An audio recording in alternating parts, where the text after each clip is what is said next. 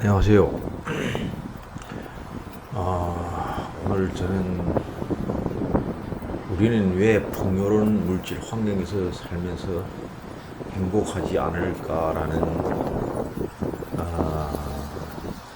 화제를 가지고 말씀드리려고 합니다. 오늘은 약간 흐린 날인데요. 제가 집 주위에 있는 한 마트에 다녀오면서 제가 이제까지 살아오면서 많은 생각을 굴렸던 화제에 대하여 말씀드리려고 합니다. 저는 전에도 말씀드렸지만 어릴 때 중국에서 살아왔습니다. 제가 어린이 시절을 보낸 때는 중국이 금방 문화 대혁명을 끝내고 사정이 약간 나아지긴 했으나 여전히 식량 사정이 부족했던 시기였습니다. 물론 북한이 고난이 행군보다는 형편이 나았고 굶주렸던 것은 아니었으나 옥수수 가루나 옥수수 쌀이 거의 유일한 식재료인 시절이 있었습니다. 아마 그때쯤에 나는 어린 아이들을 상대로 출판한 잡지에서 21세기 그러니까 바로 지금이죠. 지금이 생활을 예측한 만화 시리즈를 본 적이 있습니다. 70년대 말 그때에는 사람들은 21세기 오늘 이렇게 얘기했습니다.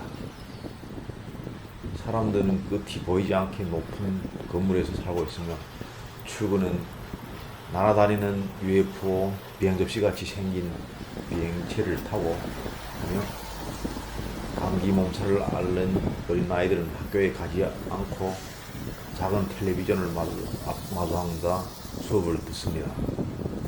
출근하시는 어머니는 음식을 자신이 손으로 할 필요가 없이 로봇이 원하는 음식을 처음부터 마지막까지 다 해서 접시에 받쳐놓고 그래서 부모가 가져오셨습니다. 아무튼 그런 내용의 책은 지금도 머리에 남을 정도로 저한테 깊은 인상을 남겼고 저희 앞날에 대한 환상의 씨앗을 남겨준 것 같습니다. 그러나 당시에도 시대를 뛰어넘을 수 없다는 것을 알기에 나는 우리 청소년의 시절에는 거의 저만 것은 물질 문명이 발전한 서방 세계로 가서 사는 것이었습니다.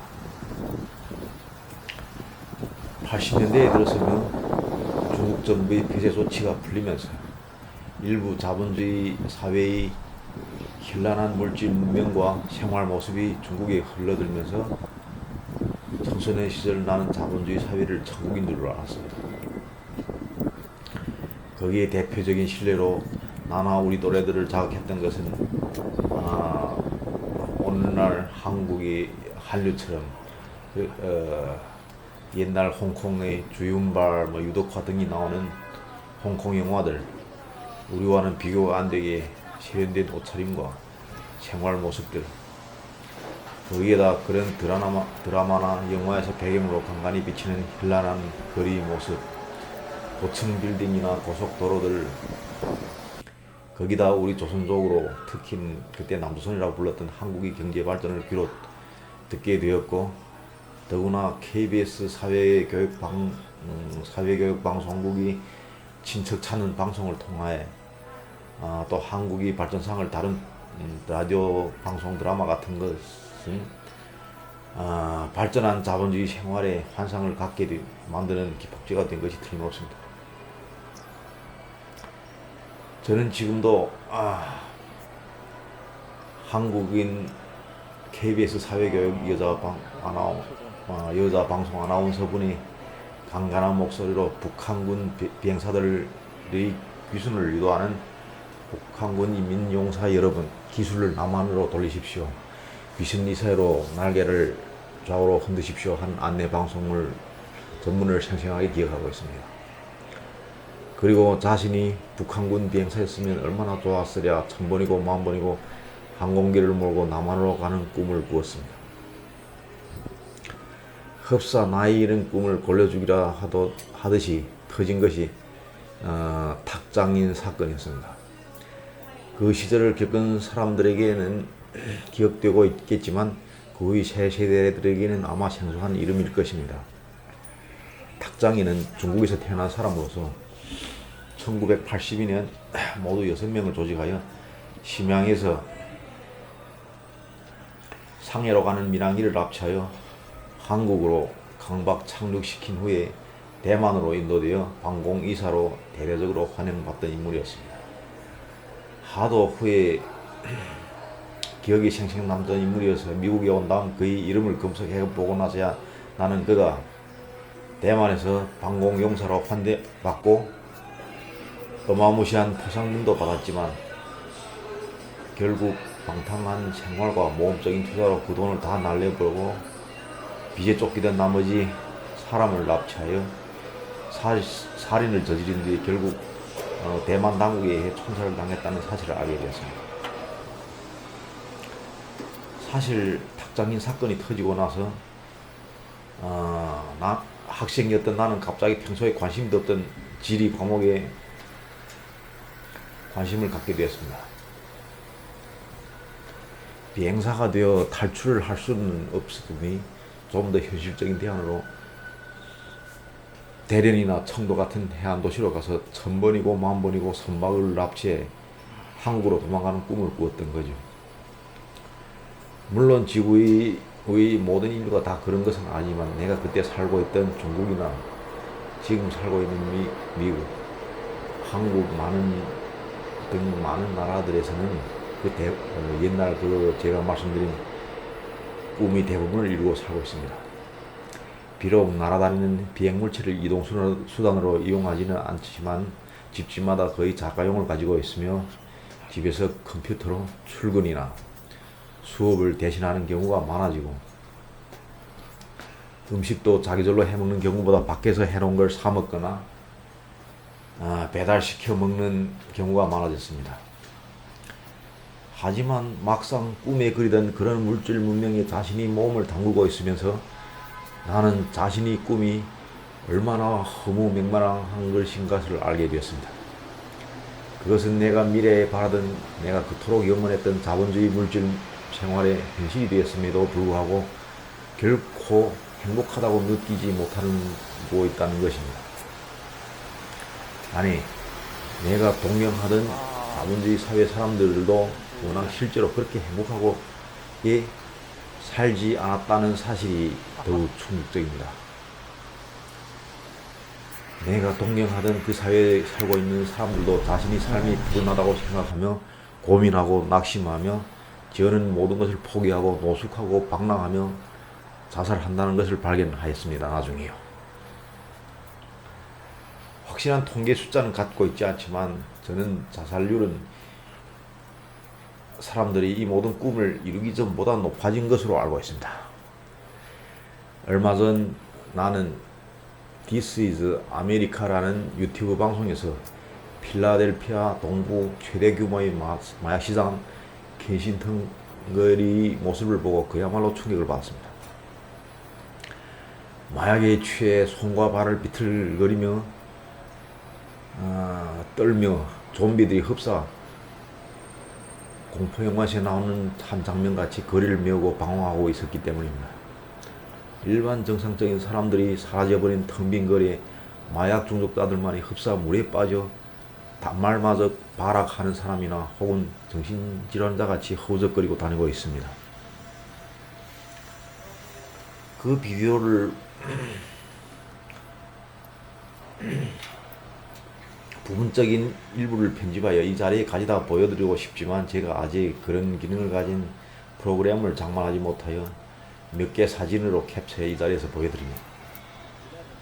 더 놀라운 사실은 설명에서 이 마약 노숙자들은 우리가 미리 짐작하는 범죄자의 자식이나 혹은 태어나서부터 버림받는 불쌍한 사회계층의 모습이 배경을 가지고 있지 않고 백인 중산층 자녀들부터 운동선수, 의사, 변호사까지 이런 나락의 삶을 살 것이라고 상상조차 하지 못했던 사람들이라는 것이라고 했습니다. 또 다른 한 가지 놀라운 사실은 마약 중독자들을 감옥에 걷어넣는데 평생을 바친 경찰관 케빈이 그 자신이 하나뿐인 딸이 마약 중독이었고 결국 마약으로 목숨을 잃었다는 사실입니다. 그 케빈 씨 딸에는 18살에 마약성 진통제에 중독되었다고 털어놓았는데 몸을 팔아 마약을 사는 비용을 충당하다가 결국 감옥에 보내졌는데 출소 직후 즉시 마약으로 달려가 과다 복용으로 사망했다고 했습니다. 아무튼 그 충격적인 장면과 또 자본주의 사회에서의 나의 실제 경험은 발달한 자본주의 물질 문명 사회를 천국으로 생각했던 자신이 얼마나 어리석었는가를 깨달게 하여 주었고, 지어는 자신이 예전에 자신이 그런 사회에서 태어나지 못한 것을 유감스럽게 생각하던 생각을 180도로 바뀌어 오히려 제가 가난한 사회에서 태어난 것을 오히려 다행으로 여기게 한 계기가 되었습니다. 따라서 왜서 이런 이상적인 사회라고 생각했던 사회에서 이런 현상이 일어날까? 더 나아가서는 물질 문명과 사람이 느끼는 행복과 대등하다고 생각했던 원래의 생각이 사실이 아닐까 하는 생각을 가지게 되는 계기가 되었던 것입니다. 그 유튜브 채널에서는 미국이 중앙아시아 내전에 관여하여 무기를 팔아 큰 돈을 벌었는데 이 과정에서 CIA에 의하여 크랙 코카인이 딸려와 유통되었고 마약성 진통제의 범람, 또 1930년대 경제공황으로 인한 가난 등 구체적인 요소들을 신뢰로 열거하며 원인으로 분석했지만 나는 그 모든 것이 원인으로 보이지 않습니다. 왜냐하면 이곳은 미국이고 경제공황 시기라지만 세계는 그때 켄싱턴보다 가난한 곳이 많았으니까요. 만약 가난이 원인이 되었다고 생각한다면 미국이 가장 가난했을 때보다 가난한 나라들이 부지기수인데 그런 나라들이 다 마약 천국이 되어야 할 것 아닙니까? 나는 문득 내가 어릴 적 시기에 있었던 한 가지 사건을 기억하게 되었고 거기서 한 가지 개발을 받게 되었습니다. 그것은 내가 중국에서 가난했던 어린 시절 기억이었는데요. 워낙 우리 집은 너무 못 사는 집안이 아니었던 까닭인 탓인지 또 부모가 저한테 용돈을 주는데 너무 아끼지 않았던 탓인지 종래로 남의 물건에 손을 대는 버릇이 없었으며 턱없이 탐낸 적도 없었습니다. 그런데 내 생애에 단 한 번 도둑질을 하고 싶었던 일이 있었죠. 어렸을 때부터 오토바이나 자동차에 대한 지대한 흥취를 가졌던 나에게 하마터면 머리를 돌아버리게 할 뻔한 사건이 하나 있었어요.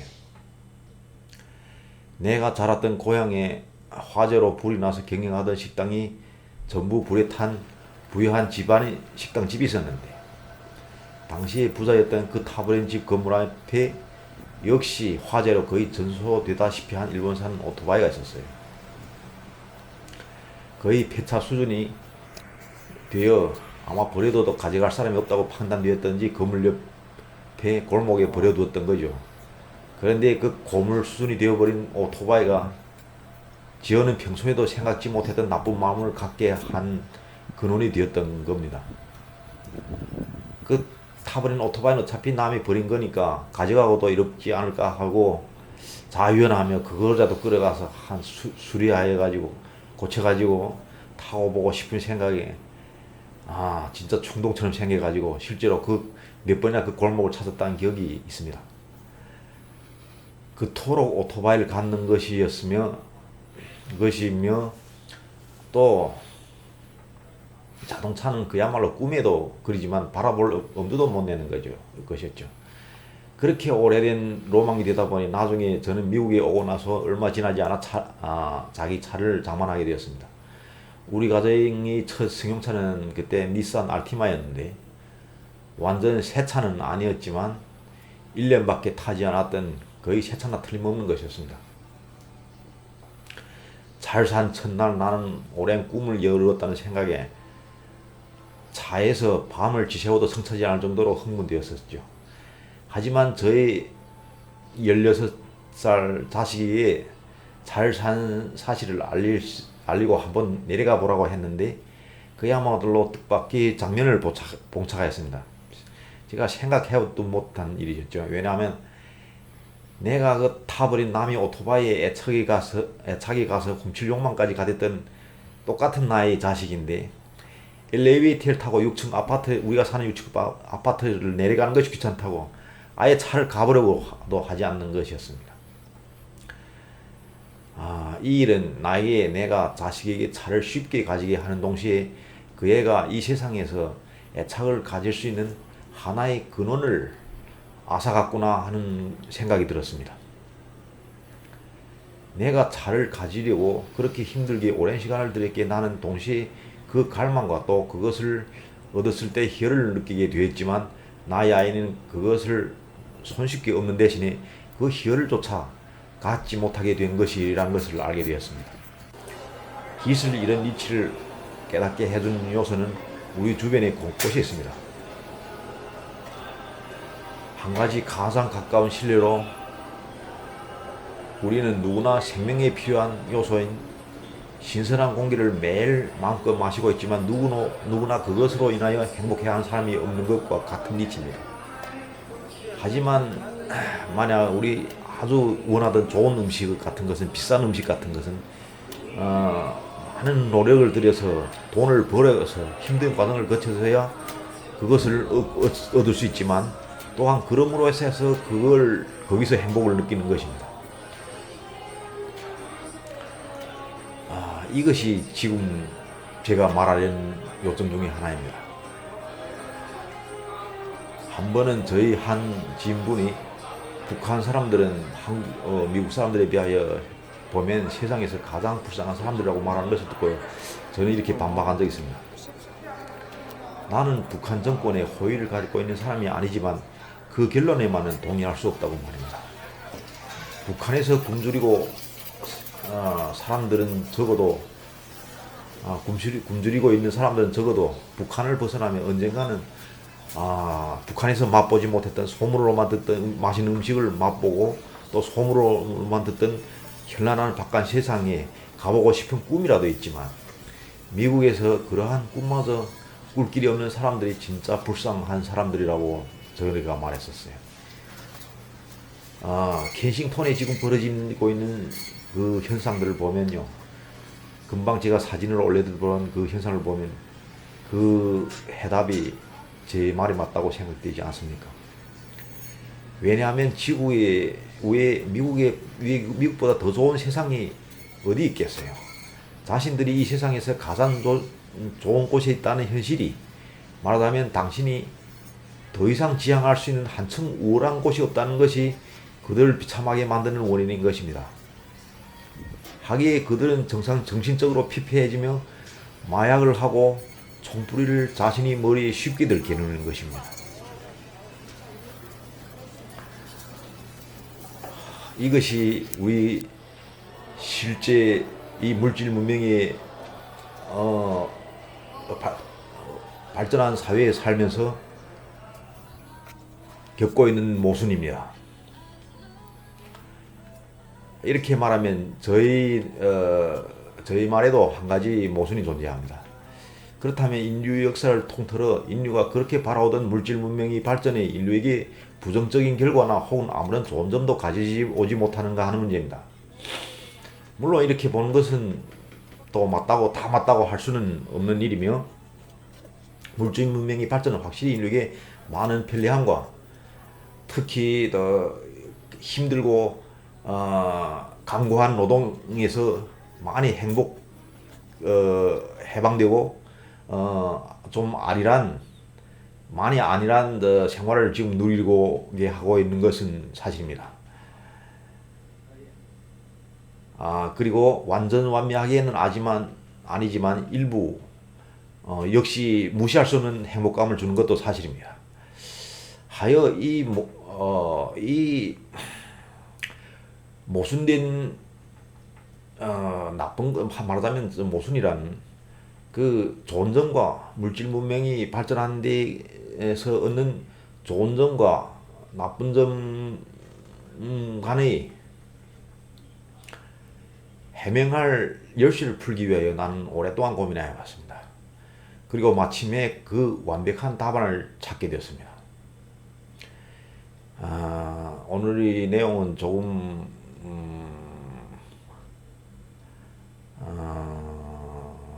조금 길게 됐는데요. 만약 제가 한 말이 조금이라도 일리가 있다고 생각하시면 구독과 좋아요를 눌러주시기를 부탁드립니다. 그러면 많은 사람들과 저희 이 생각을 공유하고 토론하고 그래 줄 수 있는 것이 나의 바람입니다. 그러면 다음 시간에 이 모든 현상에 대한 확실한 해석을 줄 수 있는 내가 얻어낸 답안의 내용을 시청자분들에게 들려드리도록 하겠습니다. 자, 오늘 이 내용은 이상입니다. 감사합니다.